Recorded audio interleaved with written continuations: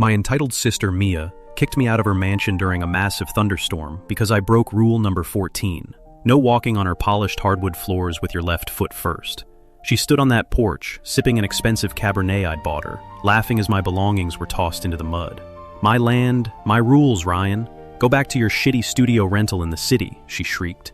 What Mia didn't know was that I owned the only access road to that entire estate, and by tomorrow morning, her royal kingdom was going to become a landlocked island with no water, no power, and no way to even haul away her trash. But the real kicker? It was rule number 15 in her own ridiculous handbook that became the legal landmine that cost her everything in less than 24 hours. It all started 3 months ago when our grandmother passed away. Gran was a woman with a sharp wit, a massive portfolio of suburban real estate, and a very specific sense of justice. My sister Mia was always the golden child. She hadn't worked a single day in her life, jumping from one investor boyfriend to another while living off our parents' handouts and Gran's generosity. She looked down on me because I chose blue-collar work. I'd been grinding since I was 18, eventually building my own small asphalt and excavation company. To Mia, I was just the guy who plays in the dirt. When the will was read, Mia almost did a celebratory TikTok dance right there in the lawyer's office. Gran left her the crown jewel, a massive, historic 5-acre estate in an upscale gated community. I was left with what seemed like the scraps, the surrounding parcels, and the old private access road. Mia looked at me with such fake pity. It was like I'd just been handed a participation trophy at a funeral. "Don't be too salty, Ryan," she smirked, tucking a lock of hair behind her ear. "Maybe I'll let you mow the lawn for a few bucks if you're nice to me. Just don't track any mud on the driveway." Last weekend, Mia threw what she called a grand opening gala for the house. She invited the whole family, including aunts, cousins, and even our parents, who were already acting like Mia was the new matriarch. I decided to be the bigger person.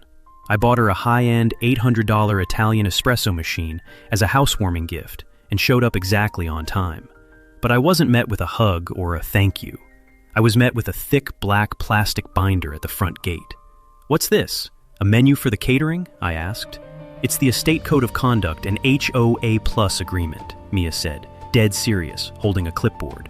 "It's 15 pages of rules for being on my property. You don't step inside until you sign the waiver and Zelle me a $500 security deposit for potential interior wear and tear. Everyone else already paid." I thought it was a prank. I looked at the family sitting on the patio, looking like they were in a library. I opened the binder and felt my blood pressure spike. Rule number 4.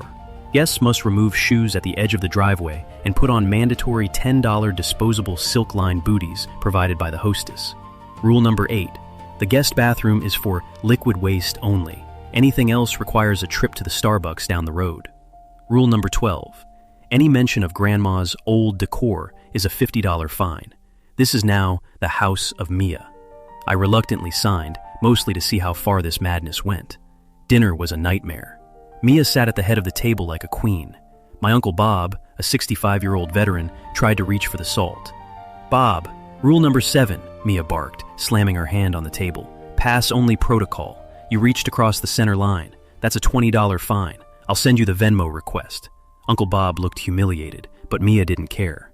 She spent the whole meal talking about her plans to install a fountain where Gran's rose garden used to be. Then she looked at me. "Ryan, I noticed your truck is leaking a drop of oil on my pavers. That's going to be another $100 for professional cleaning. Honestly, I don't even know why I let you bring that industrial eyesore into my neighborhood." Then I hit rule number 15. It was bolded, underlined, and highlighted in red. The owner reserves the right to unilaterally terminate any guest's invitation for any reason at any time. Upon termination, the guest must vacate the premises within 60 seconds. Any property left behind, including vehicles and gifts, becomes the owner's assets as liquidated damages for emotional distress. "Mia, this isn't a home. It's a prison camp," I said, standing up. "I'm not paying for oil leaks, and I'm definitely not paying Uncle Bob's salt fine." Her face twisted into a mask of pure entitlement. "Oh, so you think your little dirt-digging business gives you the right to talk back to me? You're a guest in a luxury estate, Ryan. Know your place. Actually, you know what? Get out. You have 60 seconds before I call the police for trespassing and keep your truck as damages." She grabbed my $800 espresso machine off the counter and literally shoved it into my chest. When I didn't move fast enough, she pushed me toward the door. "My land, my rules. Get off my property, you loser," she screamed, slamming the heavy oak door. The rest of the family sat in dead silence, too afraid of her fines or being kicked out into the storm to stand up for me. My bag and my gift were soaked in seconds. I sat in my Ford F-150, soaked to the bone, watching the warm lights of the mansion. My anger turned into a cold, calculated clarity. I remembered Gran's face when she signed the deeds at the county assessor's office. She'd looked at me and whispered, "Ryan, Mia has always loved the shine of the gold, but she never looks at what's holding it up." I opened my laptop and logged into the county's digital land survey portal. It was even better than I remembered. Gran had subdivided the land perfectly. The mansion and the immediate 3 feet of dirt around the foundation belonged to Mia.